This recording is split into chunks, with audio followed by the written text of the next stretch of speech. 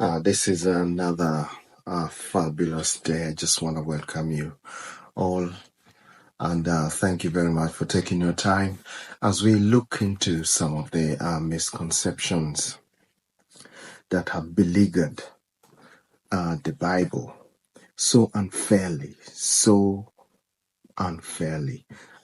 This morning, we just want to look at the third and possibly fourth and fifth misconception. So without much ado, just going straight into it. And so misconception number 3 is the early church. The claim goes like this, that the early Christians disagreed widely over what books belong to the canon, New Testament, or rather, what books belonged to the Bible. The narrative goes like this.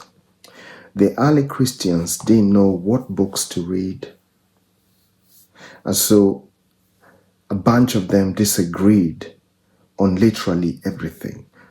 So it went like this. Generally, people just read whatever books they felt like reading, that there was no specific books that was highlighted for them to read.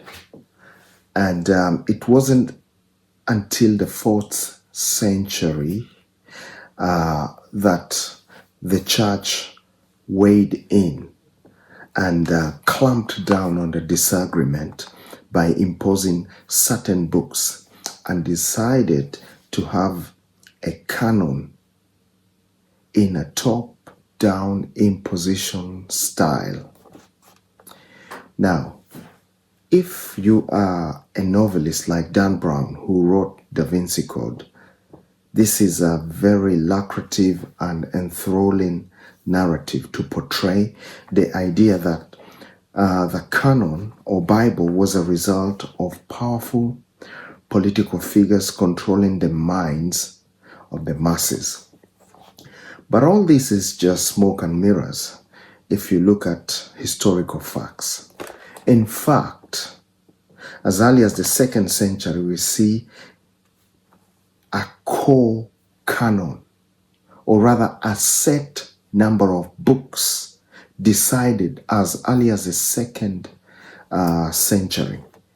Obviously, the New Testament has got 27 books, but in around early 2nd century, the early Christians had settled firmly on 22nd books of the 27. And these books were the following. The 4 synoptical Gospels of Mark, Luke, Matthew, John. We have 1 John, 1 Peter, Acts,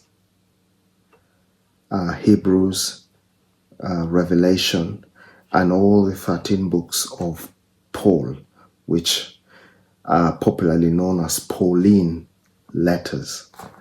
And this tells us that Christians were not confused on what to read.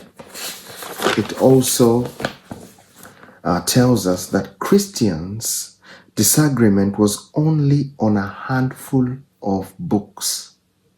And those books were the following: 2 Peter, 2 John, 3 John, Jude, and the book of James.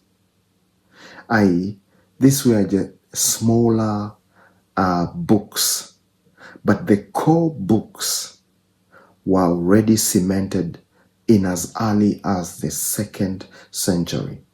So what's common on those books is the fact that they are small. They were used less and often not well known.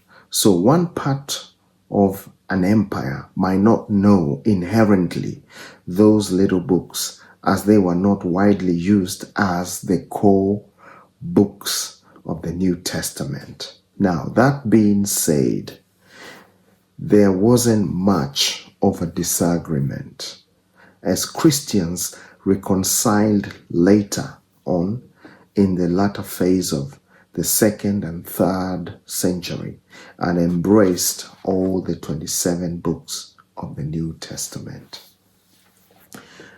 Misconception number 4, that they go this way, that Apocrypha means hidden. And these were books that were not included in the Bible because they were not written by apostles. These books were written by scribes in the 4th and 5th century. So there's no way they actually witnessed the risen Christ. The reason why we believe in the books of the Bible that are in the Bible is because those apostles that wrote those books, or those who wrote on their behalf, actually were there when Christ rose again from the dead. However, there are certain books called apocryphas which were written later on, and these books were not included in the Bible. I'm not saying that they are books that have no benefit. Of course they have some benefit. However, they were not written by apostles. They were written later, after the apostles who had witnessed the risen Christ and who had been given the mandate to carry the ministry of reconciliation and the gospel. These books, the Apocrypha, they came much later. So the argument goes that the Apocrypha books were just as popular as New Testament books. And this is a popular Da Vinci Code line. Those of you who know the novel Da Vinci Code by Dan Brown, and that books like the Apocrypha, which were materials outside the New Testament, were just as popular as material in the New Testament. And this is a massive falsehood. So now let's measure popularity of a book in the ancient world. Number 1, how often the book is cited or quoted will tell you how the Apocrypha books were popular. Number 2, the manuscripts left behind. There's thousands of copies of New Testament manuscripts that were discovered, and just a handful of apocryphal books. And so the argument is that orthodox political systems banned those manuscripts, which is a complete blatant lie. Because in the Greco-Roman period, it is the canon manuscripts that were normally burnt.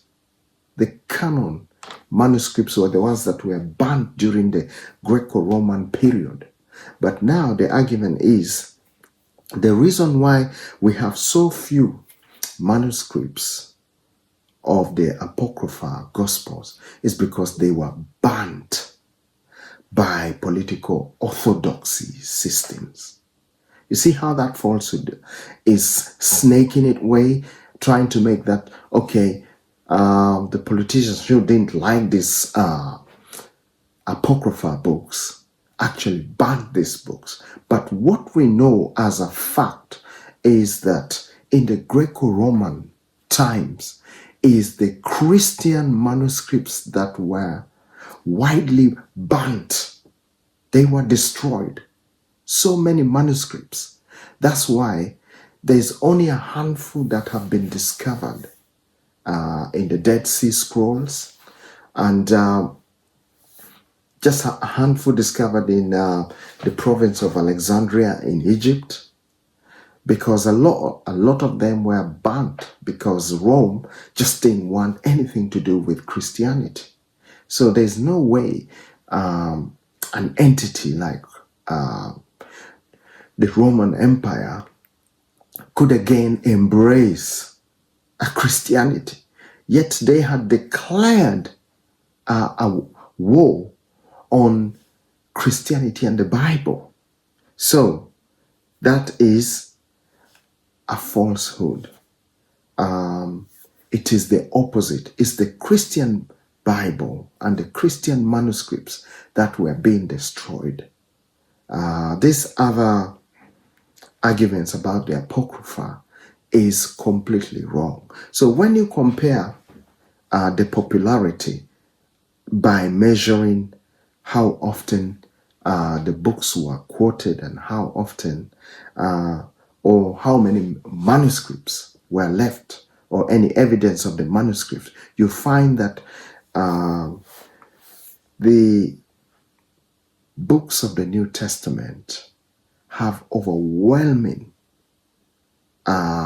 citations, has got overwhelming number of manuscripts compared to the Apocrypha, which means the Apocrypha books were not popular. They were not popular at all. Now, the last misconception is that the New Testament was decided at the Council of Nicaea by Constantine in 325 AD. And this misconception is all over the internet and Da Vinci Code. And this is also a false. The Council of Nicaea was about articulating the deity of Christ and debunking heretical Arianism. Now, in or just about 300 or between 300 and 325 AD, there was a church father who was a heretic, and his name was Arian. And Arian came up with this theory that Jesus Christ was a created being. And so his doctrine was spreading, and it was threatening because a lot of people then were being confused by all this falsehood. So the Council of Nicaea was formed in around 325 AD.